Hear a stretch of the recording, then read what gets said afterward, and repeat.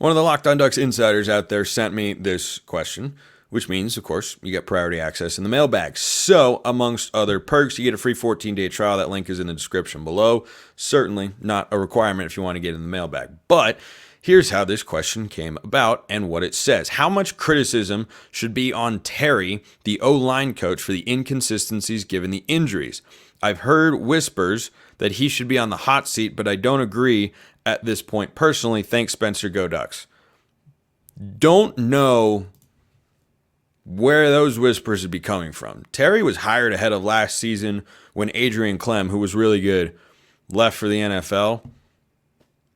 I'm not jumping into the fire Alique Terry if the game doesn't go well sort of camp. That's I think whatever rumors you were hearing, wildly overblown. Terry is incredibly respected for a guy his age, and this might just be part of the learning curve as a young head coach or as a young assistant coach, position group coach.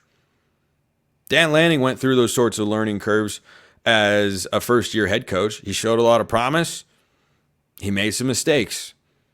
He showed more promise in year 2. Still wasn't perfect. No one is as good as they will be in their first year or second year as a coach, whether that's a position coach, a coordinator, or as a head coach. So I don't think Alique Terry is solely to blame. I think two things with the offensive line. And look, they themselves can make a statement more than any other position group going into this game. Without a shadow of a doubt. The receivers, exactly how I thought they looked. The tight ends, the running backs, the D-line. I think the linebackers have been a little hit and miss, but I think that's because Jeff Bossa is dinged up and he got hurt against Idaho, but Bryce Betcher's been great. Devin Jackson has played some nice football. The secondary, go look at some of the plays. If you forgot that they made against Boise State in the passing game, they looked fantastic. Maddox Madsen was 18 of 40 passing the ball. You do that again this week, you're probably winning the football game. Or at least you should be, because I'd hope, but we'll see, you can hold this Oregon State rushing attack under 200 yards. If you do that, you're 100% winning the football game. I don't think Giovanni McCoy and the receivers that they have are going to be able to go out and just torch this Oregon secondary. We know Jabbar Muhammad's good. Brandon Johnson's having an awesome start to his Oregon career.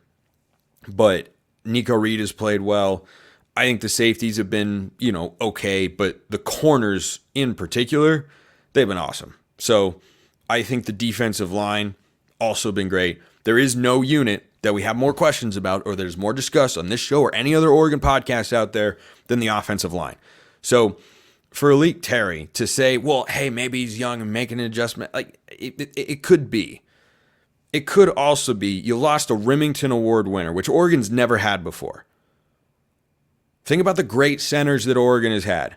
None of them were as good compared to their peers in all of college football as Jackson Powers Johnson.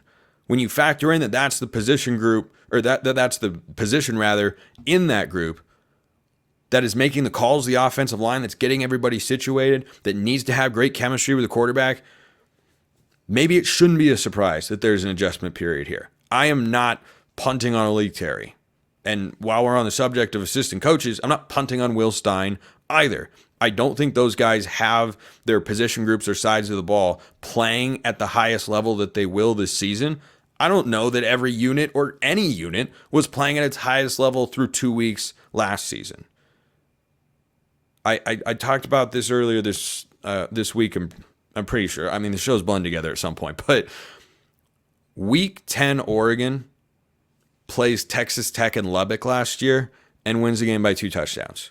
But Week 2 Oregon wasn't quite perfect. Running the ball, not great. Penalties, sloppy. By the end of the year, penalties have been cleaned up. Offensive line was getting a push. Run game was there. I have faith they're going to be able to figure it out.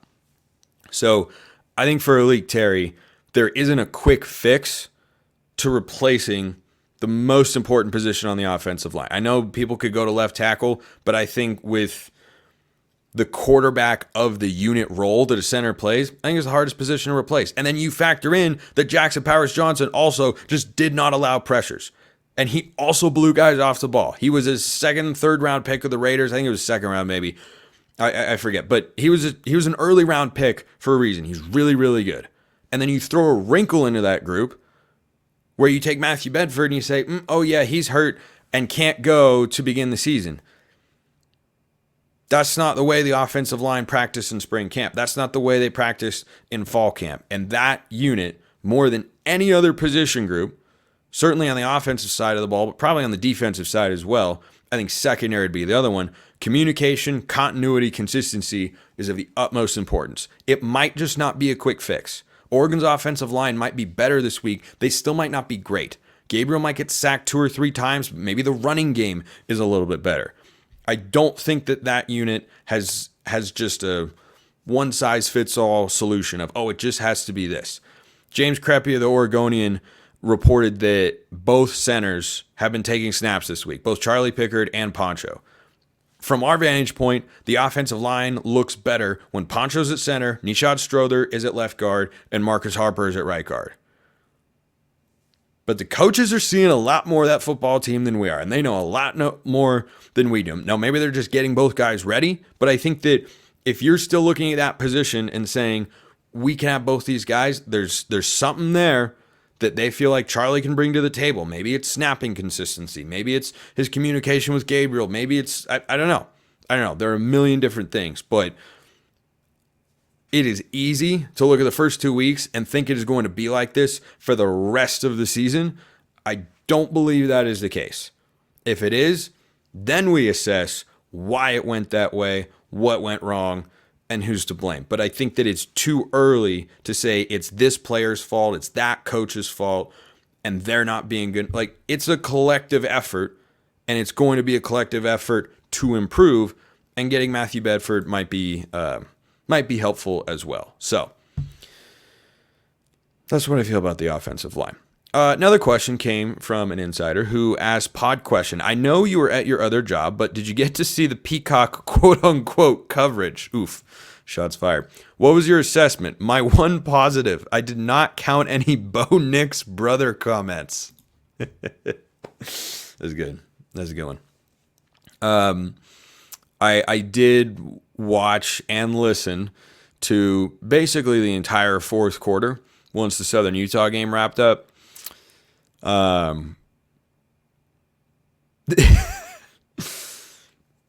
It wasn't good. It wasn't good. It was pretty bad, as a matter of fact. As bad as we have seen. The Pac-12 network did a better job.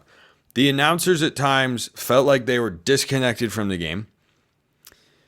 They had some technical difficulties, and I'm going to give them benefit of the doubt and say they were working in some new camera people.